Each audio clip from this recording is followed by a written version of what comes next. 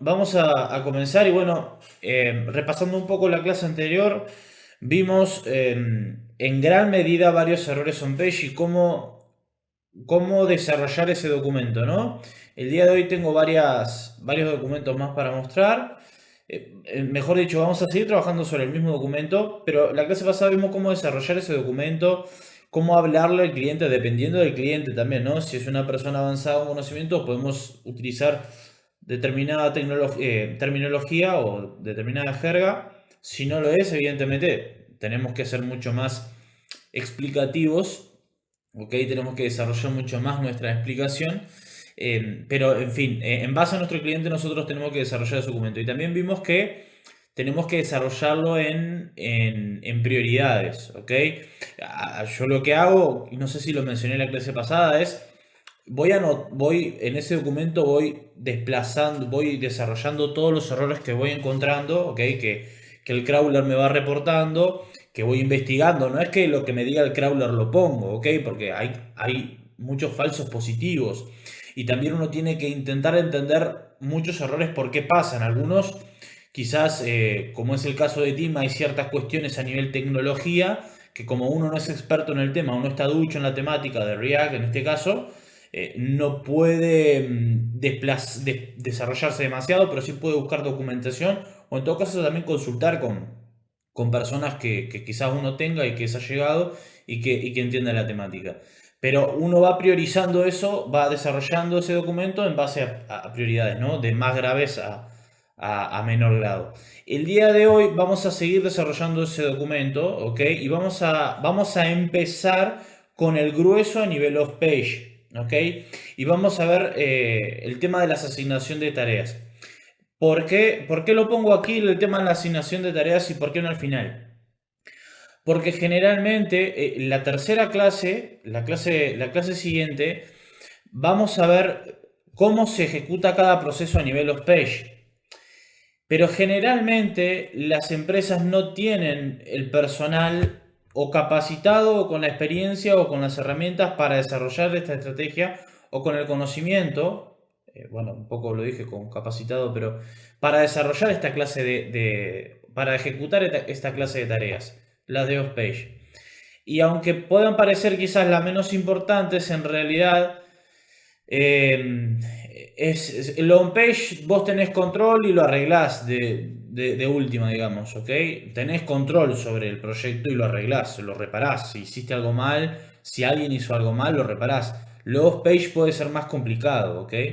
Entonces, por eso es más delicado en realidad las tareas que se ejecutan en este apartado y generalmente lo hace el mismo SEO, independientemente de que después uno le haga la auditoría y le diga la estrategia, no se va a encontrar con personas capacitadas, a no ser que haya otro SEO. Pero si hay otro SEO, ¿para qué te va a contratar a hacer auditorías a ti? Entonces, concretamente, por eso puse la asignación de tareas en este momento, en esta clase, y el grueso del off-page también, ¿ok? Así que vamos a comenzar. Aquí está el enlace de la clase, se lo dejo por aquí. Bienvenido, Freddy. Y vamos a comenzar con el off-page. Lo dicho, ¿no? Seguimos con el documento de la auditoría, ¿ok? Y seguimos con la misma metodología. Presentamos el problema, explicamos las causas de manera entendible para el cliente y una serie de soluciones, ¿ok? Vamos a la parte de off-page, de link building, ¿ok? Entonces, acá yo tengo dos reportes que son los que me extrae el SEO Spyglass de SEO PowerSuite, ¿ok? Estos dos informes, lo encontramos en la parte de informes, y uno de ellos, así estoy parado, sí. Uno de ellos es fuerza de dominio, ¿ok? O resumen de enlaces, en realidad es resumen de enlaces. Ahora vamos a ver. Y nosotros le tenemos que explicar brevemente el resumen, o sea, cuál es el estado actual. Esto debería ser más largo en realidad, ¿ok? Pero debería explicar o resumir este informe, ¿ok? Aquí no lo señalo, pero se entiende que es el resumen, que es la explicación de este mismo documento. ¿Ok? Entonces nosotros, como a modo de ejemplo, ponemos el dominio de lo que sea y le ponemos las conclusiones que nosotros sacamos a partir del análisis. Uno ve este informe y siempre el link building, siempre es en comparación. Porque el link building es lo que te hace posicionar, es lo que te hace competir. Entonces, siempre es en comparación a... Uno no puede establecer una estrategia de link building, es decir, no hay un prototipo de estrategia de link building, como sí puede haber a nivel on-page. A nivel on-page generalmente hay como un estándar, digamos, ¿no? Hay como una estructura base que uno se puede ir desarrollando en base a esa base, o uno siempre parte desde esa teoría. Pero en el caso del link building, independientemente de que hayan algunos estándares, son extremadamente relativos siempre en base a lo que está actualmente en la SERP. Entonces, si cualquier persona desarrolla una estrategia de link building sin antes analizar la competencia, está mal. Porque no sabe dónde está parado, en otras palabras, ¿ok? Esto es una investigación de mercado. Casi lo mismo que hacer una investigación de palabras claves, lo único que referente a la autoridad. Es una investigación de mercado. Digital, pero es una investigación de mercado. Es una investigación de competencia, que es parte de una investigación de mercado, ¿ok? Entonces es lo mismo que uno vaya a la calle con una libretita y si tenés peluquerías, anotás cuántas peluquerías hay en la zona, qué precio tienen. Bueno, esto es un poco igual. El volumen que manejan, esto es un poco igual, ¿ok? Porque es un análisis de competencia. Entonces, independientemente de que sean a favor de la competencia, o sea, que sean en contra siempre de la competencia o versus la competencia, hay ciertos datos que llaman la atención. Entonces, por ejemplo, lo que hemos aprendido hasta el día de hoy es que vimos que la cantidad de enlaces entrantes tiene que ser lo más ajustado posible a la cantidad de dominios. Ustedes se dan cuenta de que de ajustado esto no tiene nada, ¿no? Hay 8000 enlaces de 785 dominios. Y lo que es peor aún, porque esto es relativamente normal. Es desproporcionado, pero es normal que haya mucho más enlaces que dominios. Pero acá lo que más asusta es que son 83 IPs, nada más, de 785 dominios. Esto es lo alarmante. ¿Ok? Los bloques C, o sea, las IPs de subnet de clase C, están relativamente equilibradas, están muy bien equilibradas. O sea, este número está bárbaro. ¿Ok? Pero esto y esto es extremadamente desproporcional. ¿Ok? Es muy malo.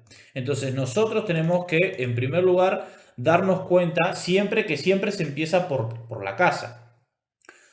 Generalmente la gran mayoría de tareas que van a tener más prioridad van a ser el on-page, generalmente. A no ser que el dominio esté penalizado, que haya recibido un ataque de deseo negativo y que haya que atacarlo a ese ataque de deseo negativo, resolverlo, a eso me refiero, o cosas del estilo.